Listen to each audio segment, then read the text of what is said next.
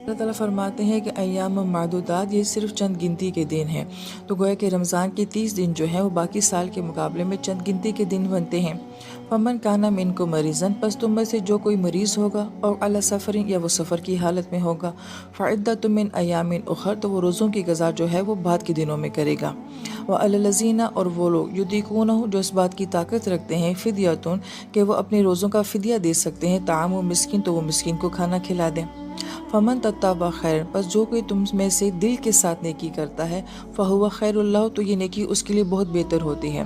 یعنی جو نیکی بھی کی جائے وہ دل کے ساتھ کی جائے، یہ فدیہ دینا یا روزوں کی قضا رکھنے کو بوجھ نہ سمجھا جائے۔ وَأَن تَصُومُوا خَيْرٌ لَكُمْ، اور اگر تم اپنے روزوں کی قضا جو ہے وہ روزے رکھ کر ہی کرنا چاہتے ہو تو یہ بھی تمہارے لیے بہت بہتر ہے، ان کنتم تعلمون، اگر تمہیں ان باتوں کا علم ہے۔ اللہ تعالیٰ فرماتے ہیں شہر رمضان الذی انزل فیہ القرآن، اور جو رمضان کا مہینہ ہے جس میں ہم نے قرآن کو نازل کیا۔ اس آیت مبارکہ میں رمضان اور قرآن کا آپس میں گہرا تعلق بتایا جا رہا ہے۔ یہ بات بہت غور طلب ہے کہ قرآن پہلے رمضان میں نازل ہوا تھا اور روزے تو بعد میں آئے تھے، لہٰذا اصل میں جو رمضان ہے اس کا تعلق جو ہے وہ قرآن کے ساتھ ہے، اور روزے جو ہیں وہ پھر بعد میں ایک عبادت تھی جو کہ رمضان میں ہمارے اوپر فرض کر دی گئی۔ اس لیے اس آیت مبارکہ میں اللہ تعالیٰ نے رمضان کے ساتھ جو ہے وہ قرآن کے نازل ہونے کو بیان کیا ہے، لہٰذا انہی رمضان کی راتوں میں سے ایک مبارک رات تھی جب اللہ تعالیٰ نے ہمیں قرآن دیا۔ تو جیسے کہ ہم سیلیبریشنز کرتے ہیں، ہم 14 اگست بناتے ہیں، اینیورسریز بناتے ہیں، تو گویا کہ رمضان کا مہینہ وہ مہینہ ہے جس میں ہم قرآن کا جشن مناتے ہیں۔ اگر ہم رمضان کے مہینے میں غور کریں تو اس میں اکثر ہماری عبادات کا تعلق جو ہے وہ قرآن کے ساتھ ہوتا ہے۔ اس مہینے میں ہم ایک اضافی نماز پڑھتے ہیں جس کو تراویح کہتے ہیں، اور اس میں سارا تعلق جو ہے وہ قرآن کے ساتھ ہے، اور پھر دورہ قرآن کا ہونا، اور خاص طور پہ اس مہینے میں قرآن کی تلاوت کا اجر و ثواب کا ہونا، یہ رمضان اور قرآن کے تعلق کو آپس میں بیان کرتا ہے۔ اور جب اللہ تعالیٰ کی یہ دو بڑی نعمتیں جو ہیں وہ ایک جگہ اکٹھی ہو جاتی ہیں، یعنی کہ رمضان اور قرآن، تو اللہ تعالیٰ فرماتے ہدی للناس، تو یہ قرآن جو ہے یہ لوگوں کے لیے ہدایت ہے۔ اب یہاں پہ اللہ تعالیٰ نے یہ نہیں فرمایا کہ مومنین کے لیے، مسلمین کے لیے ہے یا کسی نیک کے لیے، کل انسانیت کے لیے یہ کتاب ہے، جو چاہے اس کو پڑھے۔ اس کتاب میں اللہ تعالیٰ نے ہمیں بینات دی ہیں من الہدا، کہ ایسی بینات جس میں ہدایت ہوتی ہے، اور بینات سے مراد معجزے بھی ہوتا ہے۔ اللہ تعالیٰ نے سابقہ نبیوں کو جو بھی معجزے دیے ہیں وہ سارے فزیکل معجزے تھے، مثلا سمندر کا پھٹ جانا یا مردے کا زندہ ہو جانا، پہاڑ سے اونٹنی کا پیدا ہو جانا، لیکن اللہ تعالیٰ نے نبی علیہ السلام کو جو معجزہ دیا ہے وہ علم کا معجزہ ہے۔ لہٰذا جب ہم قرآن پڑھتے ہیں یا ہمارے ہاتھوں میں قرآن ہوتا ہے تو ہمیں یہ محسوس کرنا چاہیے کہ ہمارے ہاتھوں میں ایک معجزہ ہے، کیونکہ یہی ہمارے نبی کا سب سے بڑا معجزہ ہے۔ تو پھر اس میں کس طرح کی ہدایات ہمارے لیے ہوں گی؟ سابقہ انبیاء وہ سارے اپنے فزیکل معجزے دکھا کے اپنی قوموں کو جو ہے وہ ہدایت کی طرف بلاتے تھے، اور قومیں وہ معجزے دیکھ کے حیران ہو جاتی تھیں اور نبیوں کے اوپر ایمان لے آتی تھیں۔ اور ہمارے پاس معجزہ کیا ہے کہ ہم قرآن دیکھ کے حیران ہو جائیں کہ اللہ تعالیٰ نے ہمیں کیسی کتاب دی ہے، اس کو پڑھیں، اس کو سمجھیں، تو پھر ہمارا تعلق بھی کس کے ساتھ ہو جائے گا؟ ہدایت کے ساتھ ہو جائے گا۔ والفرقان، اور یہ کتاب کیسی ہے؟ فرق کرنے والی ہے، جو حق اور باطل کے درمیان میں، سچ اور جھوٹ کے درمیان میں، اندھیرے اور روشنی کے درمیان میں فرق کر دیتی ہے۔ اور جو انسان اس کتاب کو پڑھتا جاتا ہے وہ صحیح اور غلط کو سمجھنا شروع ہو جاتا ہے۔ اللہ تعالیٰ فرماتے فمن شہد منکم الشہر، پس جو کوئی تم میں سے اس مہینے کو پائے، فلیصم، تو اس کو چاہیے کہ وہ روزے رکھے۔ اب اس آیت مبارکہ میں لفظ جو ہے وہ شہیدہ آیا ہے۔ شہید کا مطلب جو ہے وہ شہادت دینا اور گواہی دینا بھی ہوتا ہے، اور ہم کلمہ شہادت کو بھی کلمہ شہادت اس لیے کہتے ہیں کہ مومن جو ہے وہ توحید کے اوپر گواہی دیتا ہے۔ آپ صلی اللہ علیہ وآلہ وسلم کی ذات کو بھی شاہد کہا گیا ہے، اور جو کوئی انسان کسی واقعے کو اپنی آنکھ سے دیکھ لیتا ہے تو اس کو بھی شہادت دینا کہا جاتا ہے، یعنی کہ گواہی کہا جاتا ہے، اور اسی سے لفظ شہید بھی ہوتا ہے۔ لہٰذا یہ لفظ جو ہے اپنی ذات میں بہت عظمت والا ہے، اور اس لفظ کو جو ہے وہ رمضان کے مہینے کے ساتھ لایا گیا ہے۔ جو شخص رمضان کو اپنی آنکھوں سے دیکھ لیتا ہے تو یہ ایک بہت بڑی گواہی ہے۔ اور جیسا کہ حدیث پاک کا مفہوم ہے کہ رمضان بھی اللہ تعالیٰ کے سامنے جو ہے اللہ تعالیٰ کے بندوں کے بارے میں گواہی دے گا کہ انہوں نے مجھے کیسے گزارا، میرا کیسے استقبال کیا، میرا کیسے اہتمام کیا۔ تو گویا کہ رمضان کا مہینہ جو ہے وہ ہمارے اعمال کے لیے بھی جو ہے وہ گواہی دینے والا ہے۔ ومن کانا مریضاً، پس جو کوئی مریض ہو اور علی سفر، یا وہ سفر میں ہو، فعدۃ من ایام اخر، تو وہ ان کی قضا جو ہے وہ دوسرے دنوں میں رکھے گا۔ پھر اللہ تعالیٰ فرماتے ہیں یرید اللہ بکم الیسر، کہ اللہ تعالیٰ اس رمضان کے ذریعے تمہارے لیے آسانی چاہتے ہیں، ولا یرید بکم العسر، اور اللہ تعالیٰ اس رمضان کے ذریعے تمہارے لیے کوئی مشکل نہیں چاہتے ہیں۔ اب हमारे ज़हन में ये बात आती है कि रमज़ान का महीना बहुत बाबरकत होता है, रूहानी महीना होता है, मगर इसके बावजूद जो है वो भूख प्यास तो तंग करती है, रोज़े रखना तो मुश्किल लगता है। तो यहाँ पे इस बात का जवाब ये है कि बज़ाहिर जो हमें मुश्किल नज़र आती है, ये जो हमारी ट्रेनिंग है दरअसल में हर बड़े काम के लिए या बड़ी पोस्ट के लिए या किसी भी बड़े इम्तिहान के लिए इंसान को पहले ट्रेनिंग करवाई जाती है। तो गोया कि रमज़ान का महीना हमारी रूहानी ट्रेनिंग होता है, और ट्रेनिंग जो होती है वो टफ़ तो होती है, मुश्किल तो होती है, लेकिन इस एक महीने की रूहानी ट्रेनिंग के बाद हमारे लिए पूरे साल जो है इस रूहानी क़ुव्वत के साथ चलना जो है वो आसान हो जाता है। इसलिए आयत मुबारका में ग्रामर के लिहाज से बिकुमुल युसरा आया है कि अल्लाह ताला इस महीने के ज़रिए तुम्हारे लिए आसानी चाहते हैं, यानी कि इस महीने में जो अल्लाह ताला तुम्हें रूहानी मुशक्क़त करवाते हैं, इसके ज़रिए अल्लाह ताला तुम्हारी आने वाली ज़िंदगी को आसान करना चाहते हैं। वलितुकमिलुल इद्दता, और तुम्हें इस तादाद को जो है वो पूरा करना है। ट्रेनिंग जो है वो पूरी की जाती है। दुआओं का कोई कोर्स हमें मिलता है तो वो कहते हैं कि आपने इसको जो है वो 7 दिन तक खाना है या 11 दिन तक खाना है, और सुबह दोपहर शाम खाना है, तो गोया कि उसकी एक तादाद भी होती है, मिकदार भी होती है। इसी तरीके से ये जो हमारी रमज़ान रूहानी ट्रेनिंग है, इसकी एक तादाद है और इस तादाद को पूरा करना ज़रूरी है। और तुकमिलू के अंदर एक कॉन्सेप्ट हमें ये भी दिया जाता है कि अपने कामों को पूरा किया करो, अधूरी इबादत ना किया करो, अधूरे काम ना किया करो, जो काम भी करो उसको पूरा करो। फिर अल्लाह ताला फरमाते हैं वली तुकब्बिरुल्लाह अला मा हदाकुम, और अल्लाह ताला ने जो तुम्हें हदायत दी है उस पे अल्लाह ताला की तकबीर को बयान करो।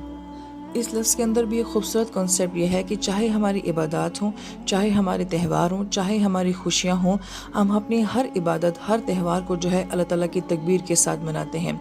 चाहे वो रमज़ान है, चाहे वो जुमे की नमाज़ है, चाहे वो ईद है तो उसमें ईद की नमाज़ है, चाहे वो हज है तो उसमें तलबिया है। हमारी हर खुशी, हर इबादत का ताल्लुक़ जो है वो अल्लाह ताला की बड़ाई के साथ है। लिहाजा हमें अपनी खुशियों में भी अपने रब को जो है वो याद रखना चाहिए। और फिर अल्लाह ताला फरमाते हैं वलअल्लकुम तशकुरून, और उम्मीद है कि तुम शुक्र अदा करोगे। यानी कि हर इबादत के बाद, हर नेमत के बाद, हर नेकी के बाद अल्लाह ताला अपने बंदे से शुक्र का तकाजा करते हैं। गोया कि इबादत का और शुक्र का, नेकी का और शुक्र का आपस में बहुत गहरा ताल्लुक है। सूरह बकरा की आयत नंबर 186 है। अल्लाह ताला फरमाते हैं वइज़ा सअलका, और जब आप अलैहिस्सलाम से पूछें इबादी मेरे बंदे अन्नी मेरे बारे में, फ़इन्नी क़रीब, तो बेशक मैं करीब हूँ। ये कुरान पाक की खूबसूरत 3 आयत मुबारका में से एक आयत मुबारका है। अरबी में हम देखते हैं कि 2 लफ्ज़ होते हैं, एक इन होता है और एक इज़ा होता है। इन का मतलब ये होता है कि अगर मेरे बंदे मेरे बारे में पूछें, लिहाजा जब पूछेंगे तो बता देना, नहीं पूछे तो ना बताना। लेकिन यहाँ पे इन नहीं आया, इज़ा आया है, और इसका मतलब है कि जब कभी भी मेरा बंदा किसी भी वक्त, किसी भी हालत में, मौत से पहले, जिस वक़्त भी जब मेरे बंदे को मेरे बारे में ख्याल आए और वो मेरे बारे में पूछे, तो इज़ा का तो एक ये खूबसूरत माना हो गया कि ज़िंदगी में जब कभी, जिस वक़्त भी इंसान के दिल में उसके रब को जानने के बारे में तमन्ना हो, तो ये यहाँ पे इज़ा के ज़रिए माना है। सअला का आप अलैहिस्सलाम से पूछें, यानी कि सवाल करें, यानी इंसान अपने रब की तलाश में एक सवाली बन जाए, क्योंकि सवाल करना सवाली बन जाए कि मेरा रब कौन है, वो मुझसे क्या चाहता है और मैं उसको कैसे राज़ी करूं।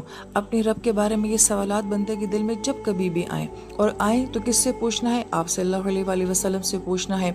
लेकिन अब हमारे पास तो नबी अलैहिस्सलाम नहीं है, लेकिन नबी अलैहिस्सलाम की सीरत है, नबी अलैहिस्सलाम का कुरान हमारे पास है।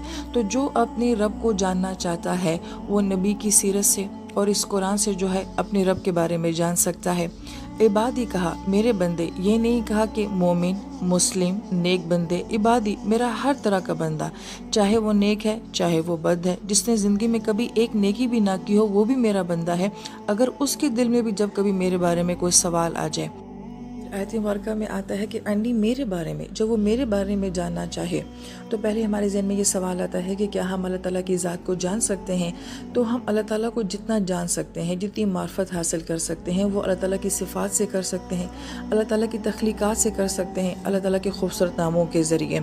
लिहाजा हम अल्लाह ताला की ज़ात के बारे में नहीं सोचते, बल्कि हम अल्लाह ताला की तख्लीक़ात के बारे में सोचते हैं, उनकी सिफ़ात के बारे में सोचते हैं, गौर व फ़िक्र करते हैं। लिहाजा जब बंदा अल्लाह ताला की ज़ात के बारे में जानने की कोशिश करता है, तो अब आयत की तरतीब तो ये होनी चाहिए थी कि नबी आप उनको जवाब दे दें कि मैं बहुत करीब हूँ, लेकिन वो दरमियान का सारा जुमला यहाँ पे स्किप है, वो नहीं है। डायरेक्ट अल्लाह ताला बस इतना फरमाते फ़इन्नी करीब, کہ बेशक मैं करीब हूँ, यानी कि जब मेरा बंदा मेरे बारे में जानने की तमन्ना करता है, मेरे करीब आने की कोशिश करता है, तो बस मैं फ़ौरन उसके करीब हो जाता हूँ। सवाल करने के साथ ही, जवाब की बात ही नहीं कहेगी, सवाल करने के साथ ही जो है मैं अपने बंदे के करीब हो जाता हूँ। और फ़ा अरबी ज़ुबान में ताकीब के लिए आता है, एक चीज़ के बाद दूसरे होने के लिए। तो गोया कि आयत की तरतीब ये बता रही है कि सवाल करने के साथ ही जो है अल्लाह ताला अपने बंदे के करीब आ जाते हैं। उजीबु दावत दाई, और मैं जवाब देता हूँ पुकारने वाले की पुकार का, इज़ा दान, जब कभी भी वो मुझे पुकारता है। और फिर अल्लाह ताला फरमाते हैं कि उजीबु दावत दाई, और मैं जवाब देता हूँ पुकारने वाले की पुकार का, इज़ा दान, जब वो मुझे पुकारता है। अब यहाँ पे जो दावत दाई आया है, इसका मतलब ये होता है कि एक दफ़ा पुकारना या पहली दफ़ा पुकारना, यानी कि जिस इंसान ने पहले कभी ज़िंदगी में अल्लाह ताला को ना पुकारा हो, अल्लाह ताला के बारे में जानने की कोशिश ना की हो, चाहे वो आज पहली दफ़ा अल्लाह ताला के बारे में सवाल कर रहा है या जानना चाह रहा है, तो अल्लाह ताला ऐसे सवाल करने वाले को भी जवाब देते हैं। ये नहीं फरमाते कि तुम इससे पहले कहाँ थे, इतनी ज़िंदगी ज़ाया करके आए, अब तुम्हें मेरी याद आई है। और फिर ये माना भी इसके अंदर है कि जो भी मुझे पुकारने वाला हो, चाहे वो नमाज पढ़ने वाला है या नहीं है, चाहे वो रमज़ान के रोज़े रखने वाला है या नहीं है, इस बात का उससे सवाल नहीं किया जाएगा, बल्कि उसकी पुकार को देखा जाएगा। फिर अल्लाह ताला फरमाते फल यस्तजीबु ली, बस चाहिए कि मेरा बंदा भी मेरी बात को दिल से कबूल करे। लिहाजा यहाँ पे एक खूबसूरत नुक्ता ये है कि दो लफ्ज़ इस्तेमाल हुए हैं, एक उजीब हुआ है, एक फल यस्तजीबु हुआ है। उजीब का मतलब ये है कि किसी चीज़ का फ़ौरन जवाब देना। तो जब अल्लाह ताला ने अपने बंदे की पुकार का जवाब देने के लिए फ़रमाया, तो उजीब का लफ्ज़ इस्तेमाल फरमाया कि मैं अपने बंदे की पुकार का फ़ौरन जवाब देता हूँ। लेकिन जब अल्लाह ताला ने बंदे से इस बात का तकाजा किया कि वो भी मेरी बात को कबूल करे और मेरी तरफ आए, तो बाब इस्तफ़ाल से फल यस्तजीबु को लाया।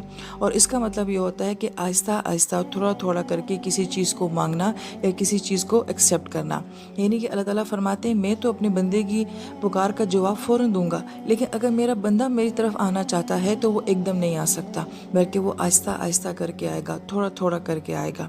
सुभान अल्लाह, ये खूबसूरत जो है मुजीब और मुस्तजीब का जो है वो फ़र्क बयान किया गया है। वलयुमिनु बी, और चाहिए कि मेरा बंदा जो है वो मुझ पर ईमान लेकर आए। यहाँ पे ईमान लाने का मतलब क्या है कि ईमान वाला ही होगा जो कि अल्लाह ताला की ज़ात को सच्चे दिल से जो है वो तलाश करने की कोशिश करेगा, उसके बारे में जानने की कोशिश करेगा। लअल्लहुम यरशुदून, उम्मीद है कि इस बात से वो हदायत पाने वाले हो जाएं। यरशुदून का लफ्ज़ जो है ये रशदा से है, और इसका माना ये होता है कि सीधे चलते चलते टेढ़ा हो जाना और फिर दोबारा सीधा हो जाना। कि इसमें तीन पहलू आ जाते हैं कि सीधा चलते रहना, और फिर चलते चलते टेढ़ा हो जाना, और फिर उसके बाद दोबारा सीधा हो जाना। इस लफ्ज़ के अंदर ये कॉन्सेप्ट है कि जब मेरे बंदे सीधा चलते चलते अपने ट्रैक से उतर जाते हैं, किसी गलत तरफ मुड़ जाते हैं, तो मैं उनको रमज़ान का महीना देता हूँ और इस रमज़ान में कुरान के साथ ताल्लुक़ देता हूँ, ताकि वो अपने ट्रैक के ऊपर वापस दोबारा आ जाए, ताकि वो जो टेढ़े हो गए हैं वो दोबारा से सीधे हो जाएं। लिहाजा हर साल रमज़ान का रिपीट होना जो है, गोया कि ये हमारे नफ्स के अंदर, हमारे अमाल के अंदर जो टेढ़ापन आ जाता है उसको सीधा करने के लिए आता है। और फिर इस सारी बात को जो है वो उम्मीद के साथ बयान किया गया है कि उम्मीद है जो कि ईमान वाले बंदे होंगे वो रमज़ान से और कुरान से दोबारा अपने रब की तरफ वापस लौट आएंगे।